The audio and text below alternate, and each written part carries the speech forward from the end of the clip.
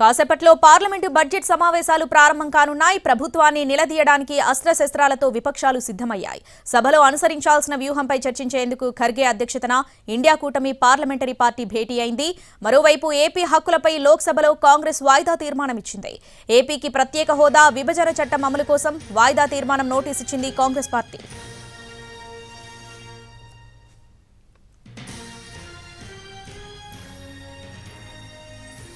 JDU నేత నితీష్ కుమార్ కూటమిని వీడడం, వచ్చే ఎన్నికల్లో బెంగాల్ నుంచి ఒంటరిగా పోటీ చేయడంపై కూడా చర్చించే అవకాశం ఉంది. సార్వత్రిక ఎన్నికల సీట్ల కేటాయింపులపై కూడా చర్చించనున్నారు.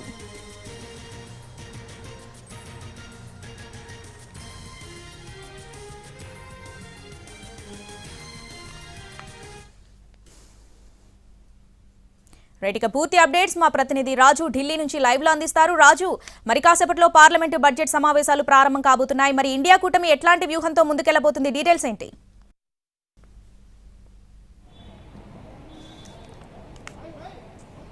ఎస్ రావణి, 2 రోజులుగా జరిగినటువంటి బిజినెస్ లో మొదట అంటే పార్లమెంటు బడ్జెట్ సమావేశాలు ప్రారంభం సందర్భంగా ఉభయ సభలను ఉద్దేశించి రాష్ట్రపతి ప్రసంగం జరిగింది. గత 9 ఏళ్ల కాలంలో ప్రభుత్వం తీసుకున్నటువంటి నిర్ణయాలు, అభివృద్ధి పథకాలు, వీటన్నిటిని కూడా రాష్ట్రపతి తన ప్రసంగంలో చెప్పింది. ఆ తర్వాత నిన్న ఏ విధంగానైతే లోక్సభలో కేంద్ర ఆర్థిక శాఖ మంత్రి నిర్మలా సీతారామన్ మధ్యంతర బడ్జెట్ను ప్రవేశపెట్టారు. సో ఈ రోజు నుంచి ఇక రెగ్యులర్ కార్యక్రమాలు అనేటివి పార్లమెంట్లో జరగబోతున్నాయి. అంటే మొదట ఈ రోజు క్వశ్చన్ అవర్ ఉంటుంది. ఆ తర్వాత రాష్ట్రపతి ప్రసంగానికి ధన్యవాదాలు తెలిపేటటువంటి తీర్మానం, అంటే ఆ చర్చ ప్రారంభం కాబోతుంది. సో ఈ సందర్భంగా ప్రతిపక్షాలు ఎటువంటి వ్యూహంతో పార్లమెంట్లో వ్యవహరించాలి, సో రానున్నటువంటి సార్వత్రిక ఎన్నికలకు ముందు జరుగుతున్నటువంటి ఇవి చివరి పార్లమెంట్ సమావేశాలు. సో ఈ సమావేశాల్లో ప్రజలకు సంబంధించినటువంటి అంశాలతో పాటు దేశవ్యాప్తంగా ఉన్నటువంటి పలు అంశాలను పార్లమెంటు వేదికగా ప్రభుత్వం దృష్టికి తీసుకెళ్లాలనే ఆలోచనతో ప్రతిపక్షాలు కనిపిస్తున్నాయి. సో ఇప్పటికే ఇండియా కూటమి నుంచి నితీష్ కుమార్ వైదొలిగినప్పటికీ అందుబాటులో ఉన్నటువంటి మిగతా అందరి నాయకులతో ప్రత్యేకంగా మరికొద్ది సేపట్లో మల్లికార్జున ఖర్గే తన కార్యాలయంలో సమావేశం కాబోతున్నారు, పార్లమెంట్లో ఉన్నటువంటి కార్యాలయంలో. సో ఈ సమావేశాల్లో ఎటువంటి వ్యూహంతో, అంటే ఏ అంశాలపైన ఆందోళన వ్యక్తం చేయాలి, ఏ అంశాలు కేంద్ర ప్రభుత్వం దృష్టికి తీసుకెళ్లాలనే విషయాలపైన ప్రత్యేకంగా చర్చించబోతున్నారు. ప్రధానంగా చూసినట్లయితే ఏదైతే ప్రతిపక్ష పార్టీలు అధికారంలో ఉన్నటువంటి రాష్ట్రాల్లో ప్రస్తుతం ఉన్నటువంటి పరిణామాలు, అంటే ఇప్పటికే చూసాం బీహార్లో జరిగినటువంటి పరిణామాలు, ఆ తర్వాత జార్ఖండ్లో జరుగుతున్నటువంటి పరిణామాలు. అక్కడ సీఎం హేమంత్ సోరెన్నే అరెస్టు చేశారు. సో అక్కడ ఇంకా ప్రభుత్వం అంతా గందరగోళంగా ఉన్నటువంటి పరిస్థితి కనిపిస్తుంది. ఇంకా మరోపక్క ఢిల్లీ సీఎం కేజ్రీవాల్కు ఐదవసారి కూడా ఈడీ నోటీసులు ఇచ్చింది. దానికి ఈరోజు కేజ్రీవాల్ హాజరు కావాల్సి ఉండే, కానీ తను వెళ్లడం లేదు, ఇతర కార్యక్రమాలు ఉన్నాయి. కేంద్ర ప్రభుత్వం కావాలనే తనపైన కక్షపూరితంగా వ్యవహరిస్తుందంటూ ఆయన కూడా ఆగిపోయారు.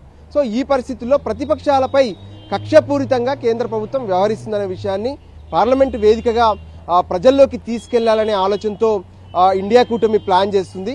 దాంతోపాటు ఏదైతే చైనా బార్డర్, భారత్ చైనా సరిహద్దులో ఉన్నటువంటి సమస్య కావచ్చు, దేశవ్యాప్తంగా నిత్యావసర వస్తువులకు సంబంధించినటువంటి ఇష్యూస్ కావచ్చు, దాంతోపాటు గతంలో ఏ విధంగానైతే పార్లమెంట్లో సెక్యూరిటీ ఇష్యూ వచ్చింది, అంటే ఏ విధంగానైతే స్మోక్ బాంబులు వేశారు. సో దానికి సంబంధించి అధికారికంగా పార్లమెంటు వేదికగా ఎటువంటి ప్రకటన చేయలేదంటూ ఆందోళన చేశారు. ఆ సందర్భంగానే ఎంతో మంది ప్రతిపక్షాలకు సంబంధించినటువంటి ఎంపీలు సస్పెండ్ కూడా గురయ్యారు.